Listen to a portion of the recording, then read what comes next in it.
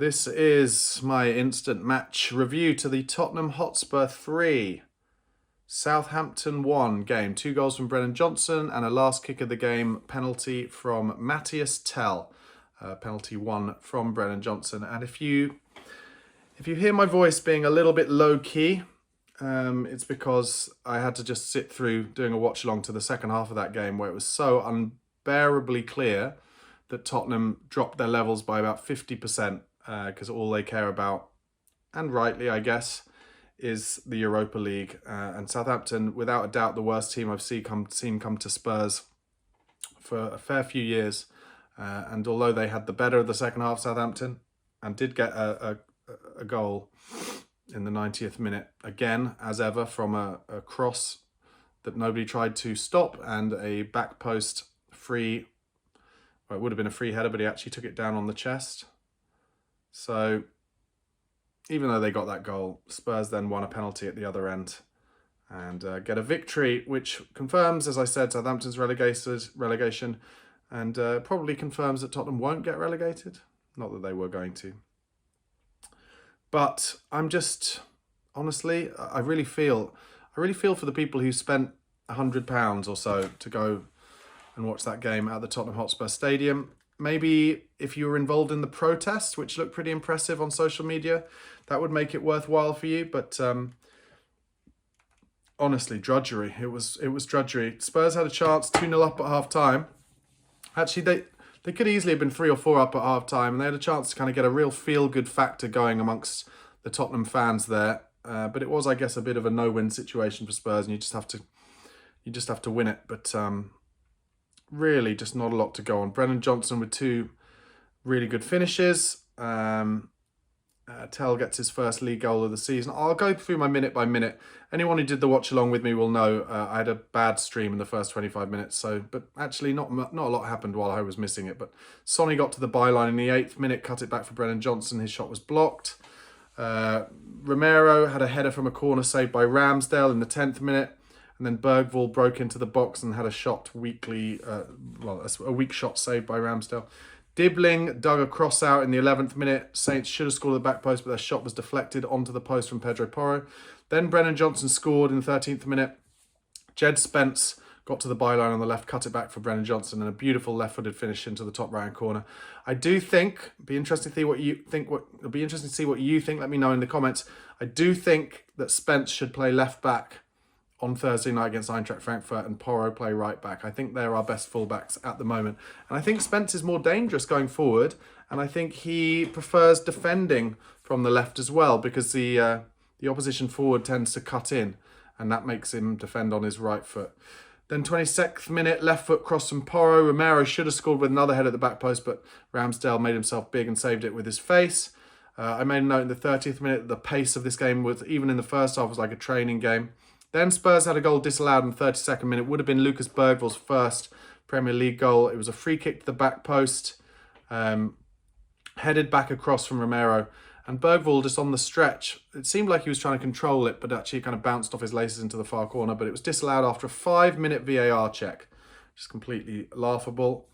Then the second goal, 41st minute, Brennan Johnson, beautiful deft finish with the outside of his right foot on the volley after James Maddison and headed ball forward into the box. Then in the 7 minutes of added time at the end of the first half, Fernandes for Southampton had a shot straight at Vicario, and Spence had a chance to really make it 3-0 where he nicked the ball off Tyler Dibbling as he went backwards.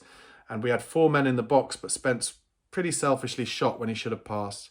Then, as I mentioned, the second half, honestly, if I made a note saying the first half was like a training game, the second half was like a Legends game. Like, you know, that the pace was like people who haven't played football for 10 and 15 years and put on 20 stone each. 52nd minute, great ball from Madders actually through midfield. Sonny was in on the left, but nobody was with him, so he took it onto his left foot and tried to have a shot, and it was easily blocked. 56th minute, Odebear and Sarr came on for Son and Bentancur. 59th minute, Porro got booked. 64th minute, Solanke made a chance for himself on his left foot, bottom right-hand corner, but saved by Ramsdale. Then there was a very odd piece of play straight after that when Ramsdale and Solanke are both chasing for the ball as it runs out of the box. And Solanke puts Ramsdale under so much pressure that Ramsdale then purposely handballs the ball outside the box. It is out wide, but a chance for Solanke to get the ball back in the middle of the box. But the ref does give a foul, but doesn't give a yellow or red card to Ramsdale. It was a bit odd, but I think because Southampton were 2-0 down, the ref was just trying to be kind. But then Tottenham tried to take the free kick quickly and probably would have scored, but the ref calls it back, which is completely bonkers. Then, between that, in the 64th minute and the 77th minute, nothing. Vicario made a save in the 77th minute at the near post. 78th minute, Bergvall off for Gray, Maddison off for Basuma. 83rd minute, Solanke had a shot that went wide and over the near post on his left foot. 86th minute, Tell on for Solanke. 87th minute, good save from Vicario from a shot that was deflected from close up by Ben Davis. Good save. And then 89th minute is where Southampton got their goal. And as I mentioned, just an easy opportunity for them to get across to the back post. And Fernandes could have headed it in first time, but he didn't. He chests it down. That's how unwilling we are to mark the back post. And it just happens time and time again. I said it in the watch-along. I said it against Chelsea. I said it against Fulham. I said it against Bournemouth. This is why Ange Postecoglou will lose his job, because we concede the same chances every game and concede the same goals every single game. And it's not good enough in the Premier League. Teams are good enough to chip the ball to the back post. It's as simple as that. And it happened again. And Southampton tried to kind of come forward to get an equaliser, but instead Brennan Johnson won a penalty at the other end. And it seems kind of unfair that he didn't get to take that penalty, but Matthias Tell wanted it. And as a result, Tell took it and put it past Ramsdale. In terms of player ratings, Vicario, 7, made a few important saves, didn't have a lot to do, claimed a couple of crosses.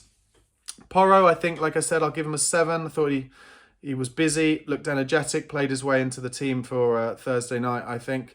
Romero, 6, not really much going on with him. A few bizarre decisions, had a couple of headers going forward, a few bad passes. Ben Davis, 6.5, thought he did fine.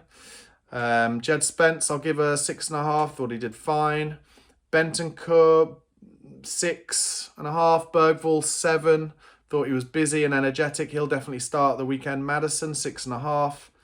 And then up front, going to have to give Johnson a 7.5 because he got those 2 goals. Ace finishing from the boy. Not really in the game much after that. Son, 5. Didn't even get a round of applause when he was walking off the pitch from the fans. I think he just looks, he looks battered and bruised at the moment, Sonny. And Solanke worked hard, but I'll have to give him a 6.5. He got a dead leg in the second half, and I fear that those things can really blow up, those dead legs. It'll be interesting to see whether he will be fit to play on Thursday night in the all-important Eintracht Frankfurt game. And I should say, I've got to be honest about it. I can't, it was boring. It was a dross fest. But I can't really complain because they will have been, and they probably were against Chelsea as well, realistically, at very least 10 to 15% off their top levels because they just didn't want to get injured. And it really showed. Like I said, the pace of the game was honestly it was so boring to watch. But if we came out of it with no injuries, and then Thursday night, let's hope that the fans are properly behind the team. Glory night at the Lane. As far as I'm concerned, I think we need 2 clear goals if we want to go into that away leg at Eintracht Frankfurt with any kind of confidence. I'm not saying we will get that, but if we can get the fans behind them, get the players playing at their absolute levels, make a good start, that's the kind of thing that we need. And if we got no injuries today from that game, that's the only thing that matters realistically. That is all that matters. And 3 points, obviously, takes us up, I believe, into 13th place in the league. Heady heights for Tottenham Hotspur. Heady heights. But I hate to be negative, and people hate me being negative, but when we concede another goal in exactly the same way, I guess one of the positives is today we did at least score some different goals. The first one was classic Ange Postecoglou, though, got to the byline and a cutback for Brennan Johnson. But the second one was at least a bit of a different goal from a little bit of a, goalmouth scramble, kind of cleared ball from a free kick or a corner, and then a ball headed over and a good finish from Brennan Johnson. I feel for Brennan Johnson because I don't think he'll start against Frankfurt. I think he'll play Odeberg on the right and Son on the left. But arguably, with Son's form, I know it's a difficult thing to say, but arguably, Sonny shouldn't be starting that game. He should probably start Odeberg on the left and Johnson on the right, because Eintracht will probably leave space in behind the fullbacks. And Sonny's form has been appalling, but also, who do you want a chance to fall to in a big game? Through all his experience, you'd still say Son Heung-min. So that is the end of my match review. Tottenham 3, Southampton 1. Very, very dull game. Very boring. Southampton relegated, but we got the 3 points, and that's all that really matters. And hoping no injuries going into that game against Frankfurt. Mickey van der Ven to come back in. And yeah, we need to win. We need to get through to the semi-final of the Europa League. We need to win it. We need to go to Bilbao. All right, guys, thanks for watching that instant match review. Give it a like. Make sure you subscribe to the channel. And come on, you Spurs.